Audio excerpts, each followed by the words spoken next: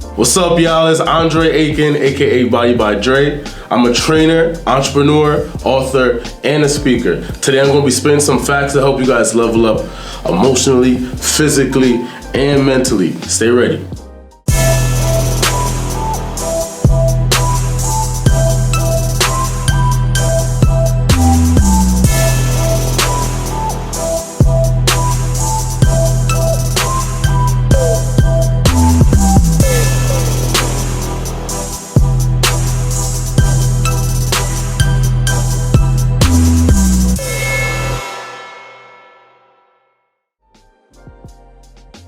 You level up by going outside of your comfort zone. So basically, that's what the whole book is all about. It's about deliberately going against the grain, going against what keeps you comfortable so that you can actually attain more things later on in the future. I was listening to a Dan Locke video one time, and he basically had you do two circles. Within the first circle was everything that you knew and everything that you had possession of. And everything that you wanted and everything that you didn't know was in an outside circle.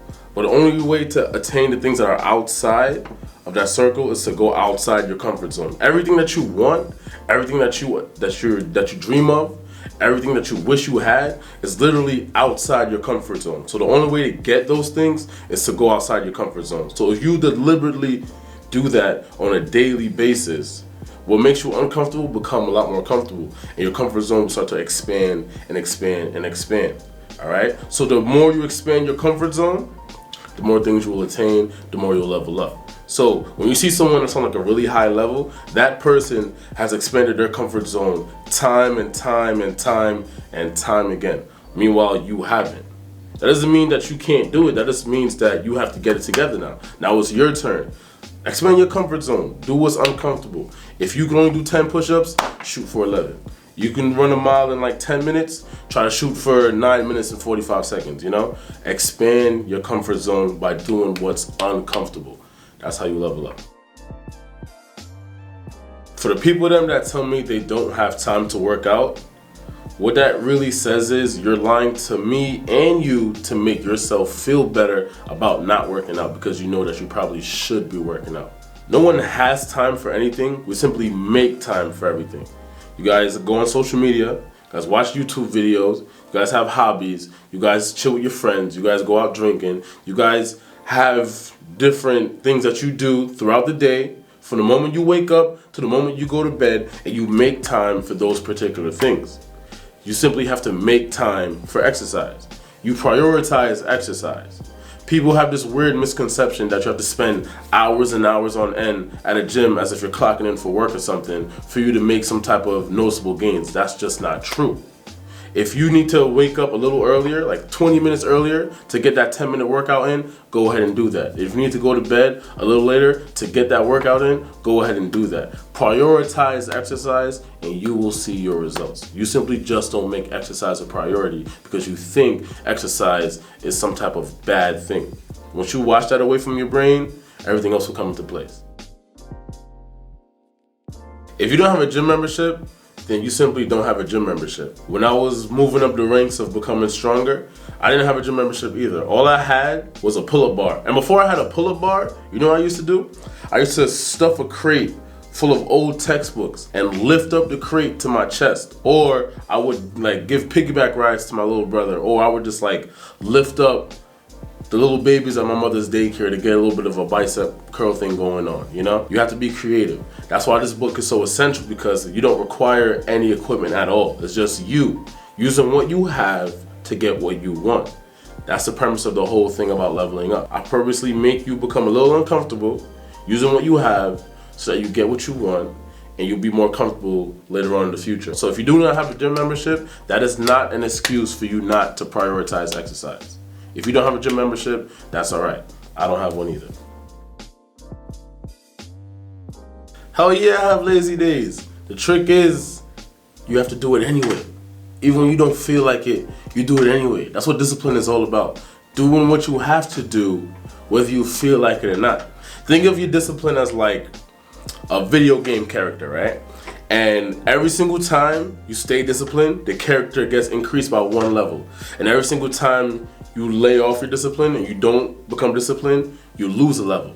So when you see someone that's more disciplined than you, or you see someone that probably has more than you, or whatever the case may be, their disciplined character has just simply been leveling up while yours has been leveling down. So every single time you stick to your guns and do what you're supposed to do, whether you feel like it or not, that's when you level up. You have to train your discipline like a muscle. Keep that disciplined character of yours growing and growing and growing and growing, and everything else kind of takes care of itself, you know? So yeah, there's gonna be days where you don't feel like doing it.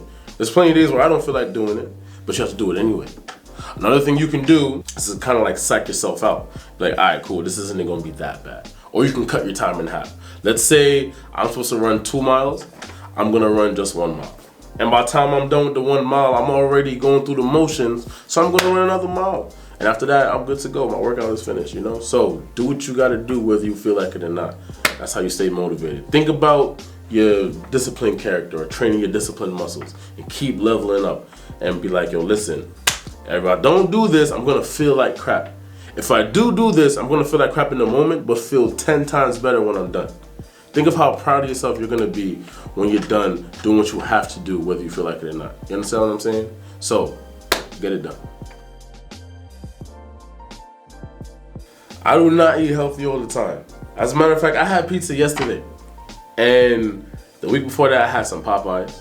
People think that us trainers, we just, eat spinach like Popeye and kill boars outside, and that's all we eat ever. No, we have our fries, we have our burgers, we have our milkshakes.